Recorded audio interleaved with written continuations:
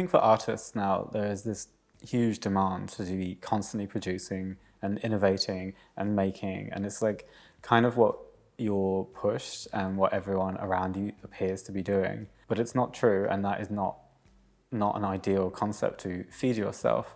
I think there's a problem with productivity and just forcing yourself to think that you have to be productive all the time and placing your value on production. I think the way to get around this block of feeling like you're not creative is to realize that you're just not creative all the time. I feel like it's just always about how you pick yourself back up out of it. When you start going freelance particularly, you often are working alone a lot of the hours of the day. Making photos can inherently feel so inward, and that translates to being isolated. When coping with isolation as a photographer, it's very important that you have a community base to go to, and it's really helpful. In 2017, I felt that.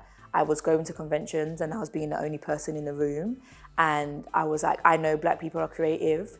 I want to connect with other Black female creatives, and I literally did a call out on social media, and now we have a full-blown community, a Facebook group of nearly 600 Black female photographers that we can connect with. And that was really, really important to kind of like have that space that you can go to and really find that support, especially when you're in that burnout or you're having that mental block or you just want to talk to people. My top tips for taking care of your mental health is taking breaks. Also, get creative and do something different, and do things that you love, that bring you actual joy to allow you to keep going. One of the most useful things is also one of the scariest things, and that is opening your work up to feedback and criticism. We're all personally very deeply involved, and we are the brands that we're promoting.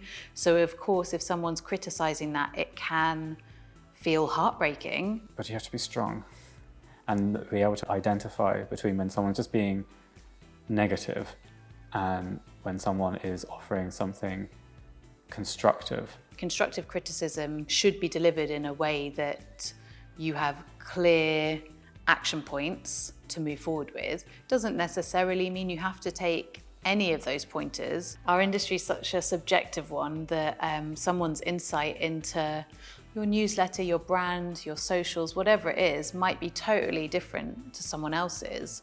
Often you might get something that seems unclear or that you really disagree with, and you have to really feel okay just to simply ask them to clarify their point or clarify a specific detail. Ask for it simply, ask for it straight.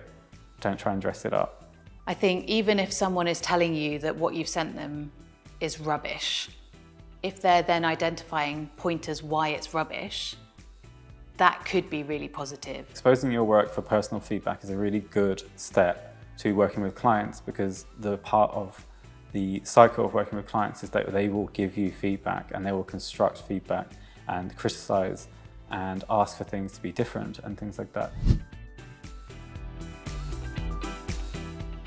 My top tips for dealing with feedback is have a template thanking people and acknowledging their time that they have put into giving you this feedback. Take a breath and always try and do it with positivity in mind. And also know that you do not have to action a single point. If the feedback you receive just doesn't align with your brand, then ignore it. And I think one point to add in there is if you ever get feedback though that sort of strays into non-professional, then I think it's definitely worthwhile calling them out on that.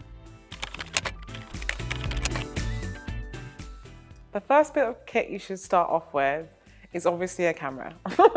It doesn't have to be the best camera in the world, just anything that you can take photos of would be ideal. If I was to start again, I would start with a 50. And now obviously you have mirrorless cameras and stuff like that. So any camera with a 50, once you start charging clients, maybe a 24 to 70 lens is ideal because it's so versatile. So whether it is you're doing portraits, if you're doing an event, you've got so much space. But obviously with different kits that you use, that also helps you find your style. So you might just be a prime lens shooter where you just shoot with the 35, 85, 50. Fat Llama is great for renting out kit. It's really cheap and you don't need a deposit. You're able to hire kit for something as cheap as like £30. You can buy kit as well secondhand from companies like MPB, where it's not at that full price, but it's at a cheaper rate, which is really useful. Obviously, talking to some of your friends in the industry, maybe someone you're assisting, they might offer you some equipment if they're super nice. Photography means drawing with light. So with light, you will always have a picture. So whether that be your phone that you're taking that picture with, whether that be a expensive camera, photography is you. So you need to make the most of what you can do with what you have. So if you need to access a studio and you have limited funds, that's okay. Why don't you connect with people and say, hey, let's get together, let's get a model and let's shoot. So a studio session that might have cost you £100, you can now split it between your friends and it could be like £20 each. You now haven't spent that much money to hire a studio space. You've been able to build your portfolio. You've all been able to build your portfolio. And even though you can say, oh, but we're shooting the same model, we all have a different eye. When I first started out as a photographer, I had limited funds and I didn't know where to shoot, and I managed to get quite a lot of spaces for free. I would contact bowling lanes, I would get trips to Brighton and shoot in chip shops, like do all these different things and just try and be quite innocent with it all. My 3 top tips for accessing kit is make use of what you have, use hiring companies like Fat Llama, and also go into your community of friends who are photographers and seeing if you can borrow kit from them.